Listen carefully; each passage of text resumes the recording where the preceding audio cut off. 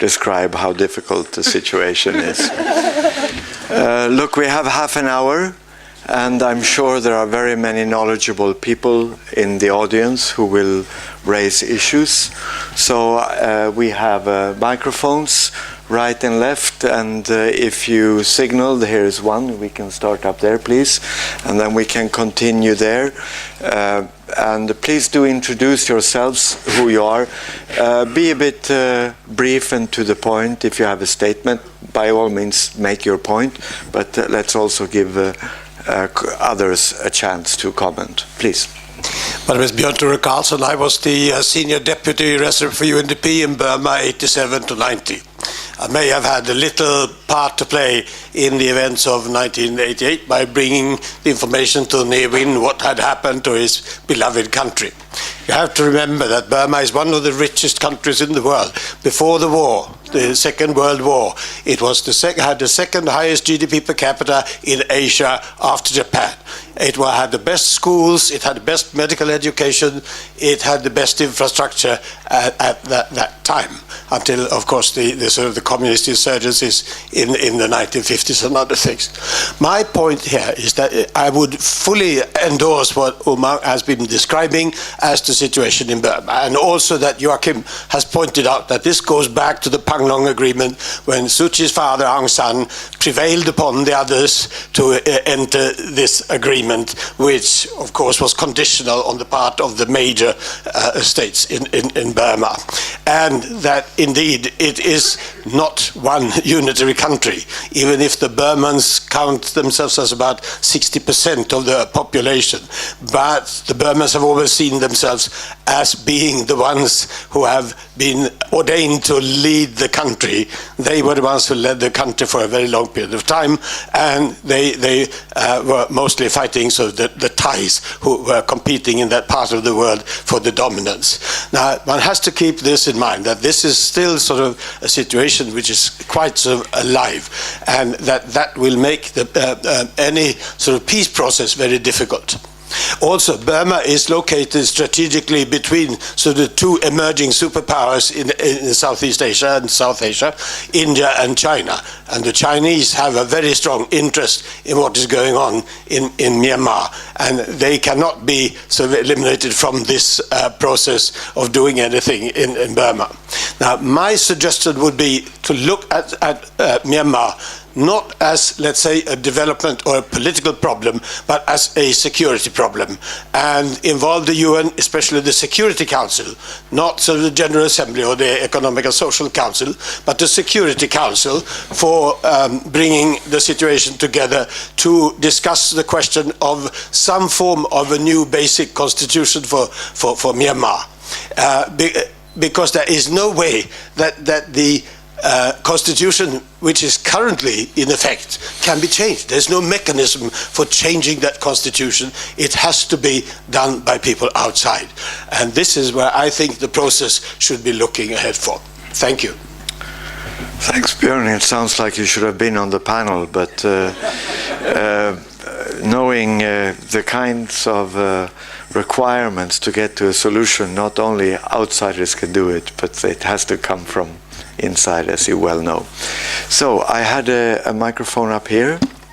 My name is Lumna Qureshi, and I'm from Stockholm University. I am frankly disgusted by the failure of Aung San Suu Kyi to condemn the persecution of the Muslim minority in Burma.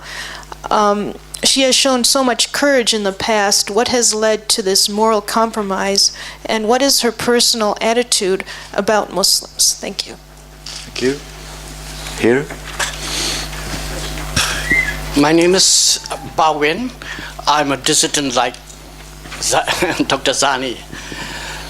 So, unlike the international community, can I call my country as Burma? Because I don't believe that dictators can change the name of my country without the consensus of the people. So I agree to all the three speakers, and I like to supplement that as far as the peace negotiation is concerned, the government is putting the cart before the horse. If two persons are fighting, then in order to stop, we have to talk, and then we may sign a ceasefire. Now, without talking, we cannot sign the ceasefire. There's no talking, so there can be a ceasefire. Another is the federal one. Federal constitution. Either you look in the dictator country that ruled by hand, like China, so many tribes, so many races, still federal.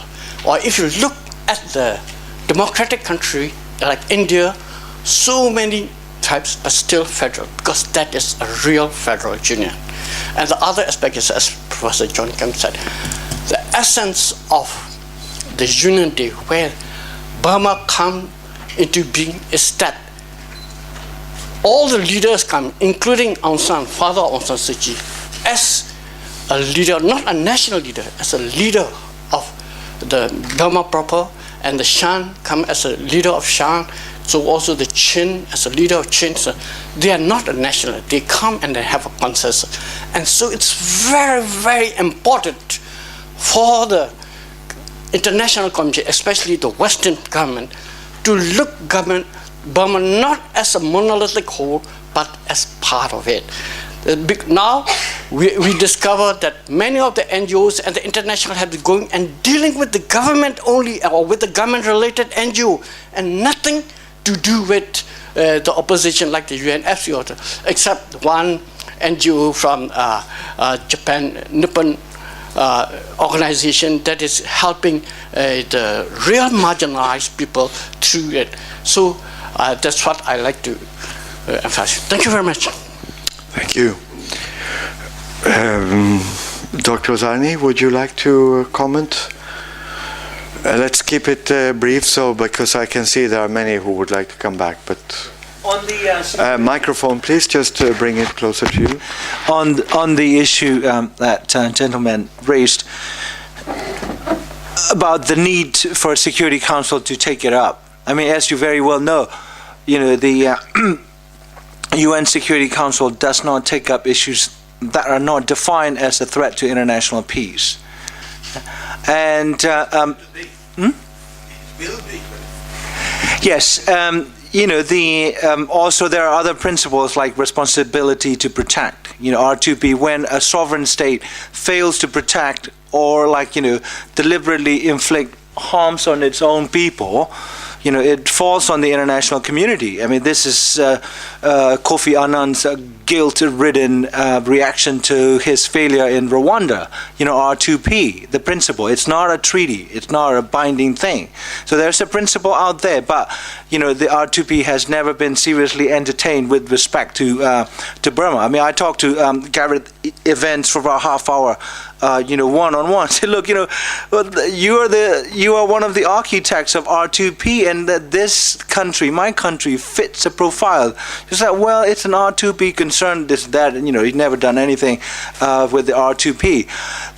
So I think the problem with involving Security Council, even when the three, especially like Anglo-American bloc, US and UK, when they considered Burma an axis of evil, one of them, they did not have, they were basically overpowered by double veto by Russia and China. In the history of, the usage of veto in the Security Council, that was one of the very, very rare moments where Russians and Chinese team up to veto a resolution that was not binding. And so, I think Security Council is very difficult to use, is what you are saying. Yes, it's deadlocked. Yeah, and I think I would start with the European Union.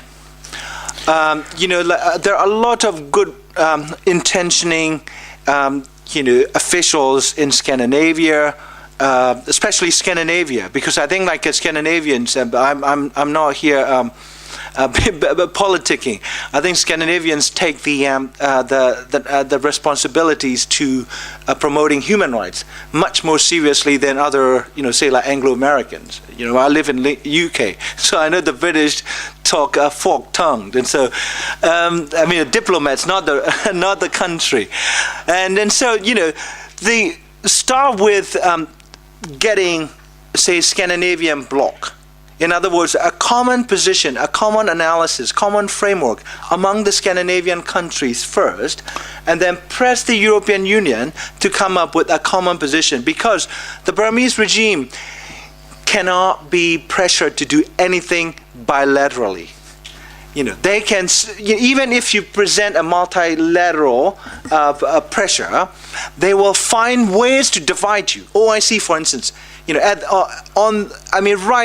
a response to the attacks on the Rohingyas in June and October of 2012, the OIC was beginning to speak. 57 member countries beginning to speak with a single voice. They're starting to drop the word Rohingya, in their statements, and the Burmese regime immediately moved in and split the OIC. What does Iran want? We offer something to Iran, and then they secure the support and collaboration of the largest Muslim government in the world, Indonesia, by economic enticement. And so finally on the Aung San Suu Kyi's, your question about Aung San Suu Kyi's position, why is she silent?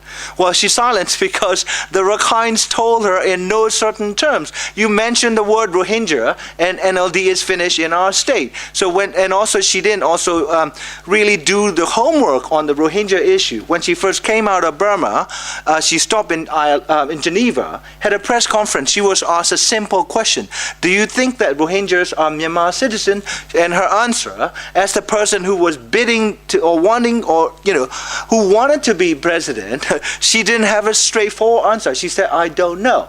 So when she arrived in London for a public forum at London School of Economics, and I was with her on the panel, and I was pre-assigned to address the issue of Rohingya, because Aung San Suu Kyi told Foreign Office she didn't want to deal with it. So Foreign Office says Aung San Suu Kyi is in a listening mode. And so I was told 2 days in advance, if someone raises the Rohingya issue, that's yours. And so they gave me the rope to hang myself. And so, I hang myself, I'm still alive.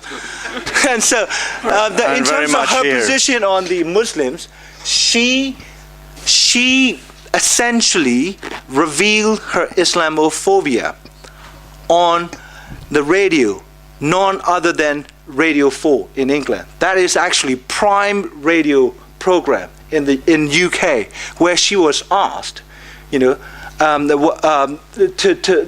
condemn the violence against the Muslims and Rohingyas.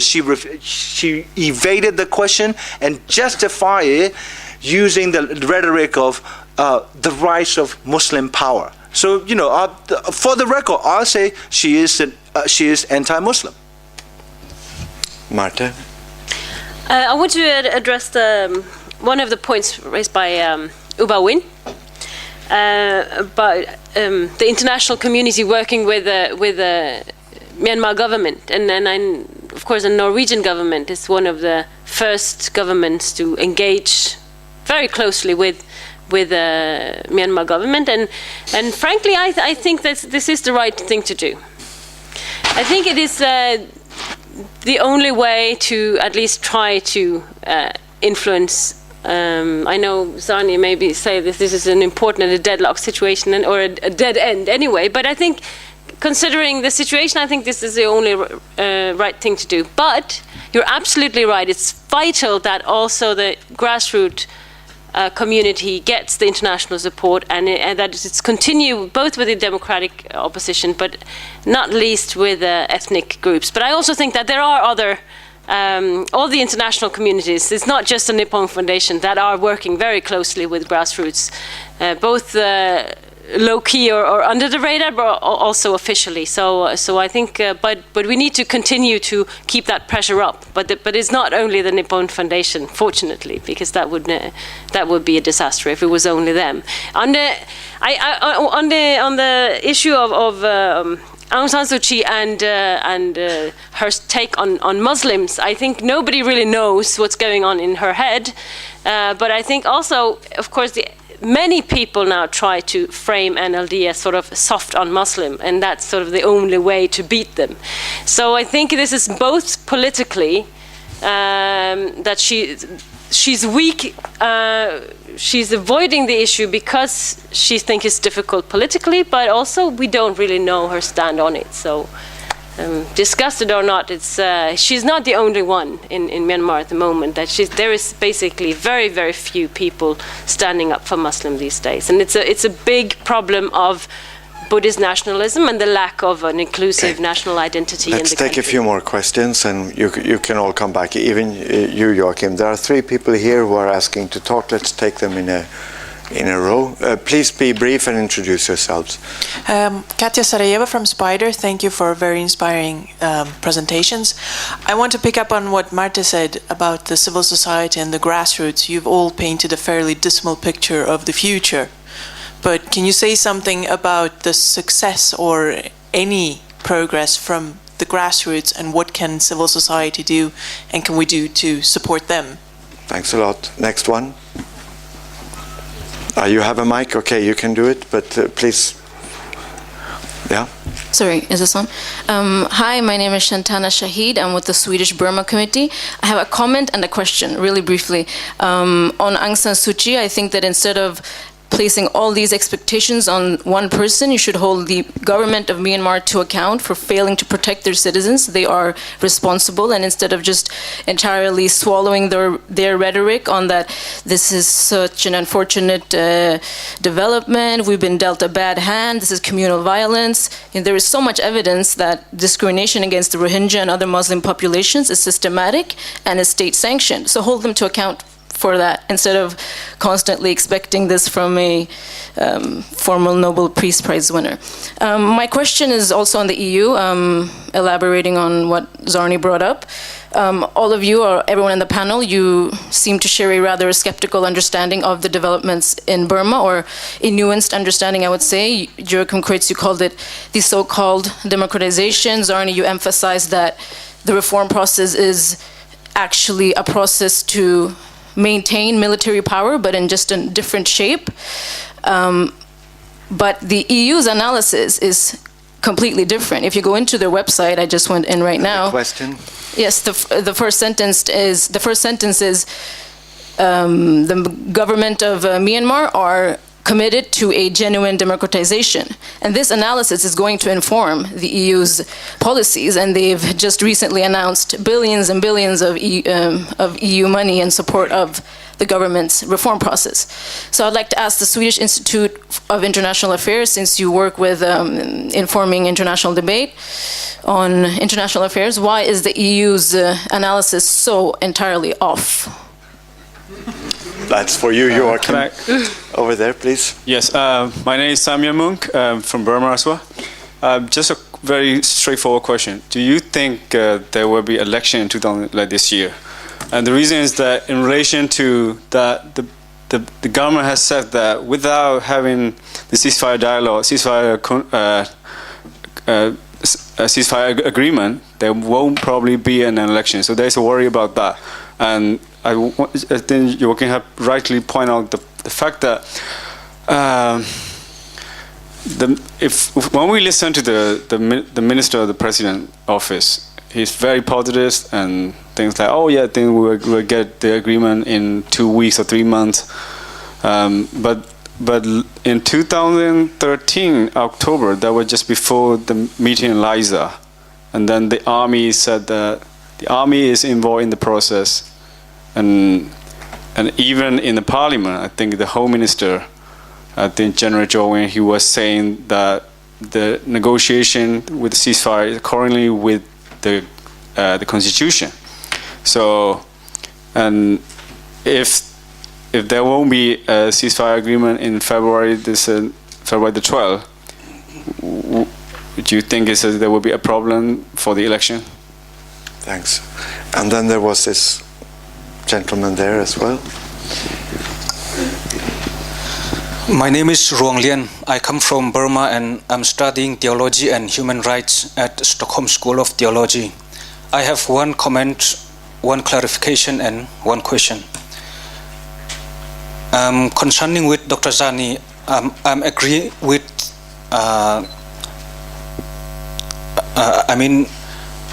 in line with Dr. Zarni, I'm skeptic of the democratization of Burma. And one clarification is, if I'm not mistaken, Mr. Joachim said that only the Kachin and the Xian signed Panglong Agreement. But as far as I know, the Chin also signed the Panglong Agreement under the leadership of Bu Kiomang. And my question is, from ethnic perspective, we have been fighting for our freedom for more than 60 years through simply putting in violent means. But it seems we failed in that fighting.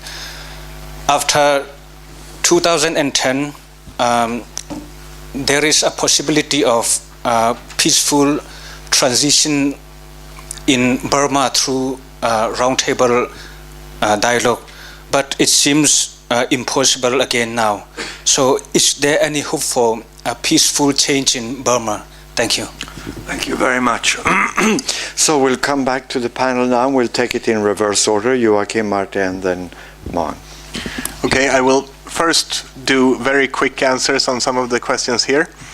About the successful grassroots movements, I think there are plenty, too many to actually mention here, and there are a lot of successes going on, and especially I would highlight especially a lot of the work that has been done by different environmental NGOs, environmental and human rights NGOs that are getting sort of like a new generation that are cooperating across ethnic boundaries and so forth, but also several women's movements, and of course the ability of many people to return to the country is positive.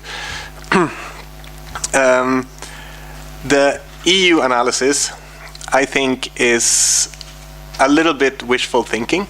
They really want Burma's government to be committed to democratization, so they say that they are. But I think that's a general thing. If you look at the EU or the US or the EU up until 2010 in the media and in all publications, everything that was highlighted was things that were bad in Burma. Everything bad, nothing positive, because there were already back then some positive things, not necessarily by the government, but things were not always awful. Since then, there has been a complete reversal. Now everything good is reported, nothing bad.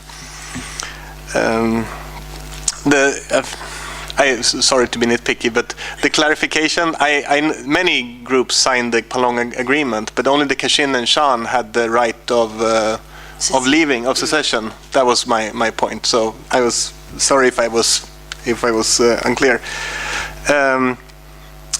Elections, we've talked about this, me and Marte, over lunch. I think the elections will be postponed. Probably pushed into the beginning of next year due to security reasons or something like that. But then I want to go back to something said about China before. We didn't answer that question. And I think China is actually somewhat strangely a possible positive influence.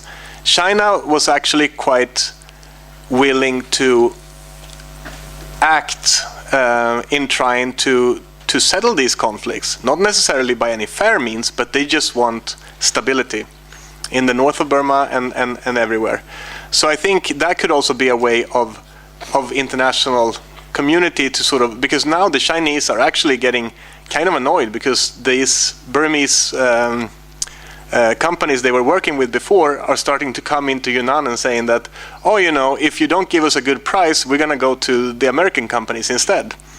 So the Chinese really, the Chinese have so much to gain from the process as it is now, but they can also be enticed into supporting continued reform, not because they believe in democracy and have a good heart, but because they want to make money and they like stability. Thanks a lot, Joachim, and thanks for being the driver to bring us together. Marte, do you see any light at the end of this tunnel? Yes. Spider. The grassroots, I think that's the success story of Myanmar this day. I think that's what came out of the tragedy of Nargis, was actually confidence among some grassroots organizations and the beginning of a civil society, a real civil society in Myanmar. And since the reform, since the U Thein Sein government, with freedom of speech, more legal organization, this is what is really changing Myanmar today. So I think we here all agree that the reform or democratization or peace is not going to come from the army. They will give a little bit, but they will keep most of it, of the power. But what can actually change this to become a more positive and more and even a democratic society some decades ahead, that will be the development of grassroots organization and civil society in Myanmar. Elections, yes, I think there will be elections. I think there will be, because I think the government and also the Tatmadaw, they have invested so much in their precious 7-point plan to discipline flourishing democracy, and it's constitutional binding to have elections this year, and I think they will do their best to do it. But that does not mean that we, after the election, will have the end point of democratization in Myanmar. That is, as I said earlier, that's just the first step also. That's just like a milestone. But yes, I think there will be elections, and possibly in November. Thank you very much, Marte, and thanks for your work with PRIO and us. Elections, but what can we expect? I want to return to the European Union. This is half a joke. I thought that European Union only provided its, Eurocrats with Viagra. I didn't realize they also provide them with LSD. It seems like Brussels dropping a lot of LSD on Burma, seeing things and hearing things over there. Everything is good. Yeah, it's like a very Orwellian. On the elections, I'm not as sure as Marta is, knowing the generals, because nothing binds them except their self-interests and their strategic equations. And so, everyone in Burma knows that the army, the generals and their strategists approach everything as a military operation. They have a plan A. They openly say we have plan A to Z in Burmese, from Kaji to R. They have so many plans, and the fact of the matter is that the international politics favors the Burmese regime. They have gotten away with murder over the past 53 years, since 1962. You are dealing with an extremely ruthless, brutal, but brilliant strategist. Yeah, and do not they will sweet talk you, they will charm you. You can have a one-on-one conversation with Thein Sein. But Zargana, the most famous comedian, Zargana, described the president, who is held up as the Mr. Reformer and shortlisted reportedly for Nobel Peace Prize as Mr. Nothing, because he is nothing, because he is playing the role that he is assigned to according to the army script. And now the newer generation of the military officers, generals in their early 50s and late 40s and 40s, they're like, we have to have our own pie. You have done your part when you were older. Now it's our turn. And so I think that I am not seeing light at the end of the tunnel. I do want to see it, because if I don't see light at the end of the tunnel, that means I will never see my mother again, who is 78 and crippled. So as a Burmese, of all the people in here, I am dying to be optimistic. But the realities and my analysis of the realities dictate that things are not going to turn out. There's not going to be Hollywood happy ending. Thank you, Maung Zarni. Well, it's tough, and it has to be discussed, and we have to stay engaged. And thank you for being here, and we do wish you to see your mother. Thank you.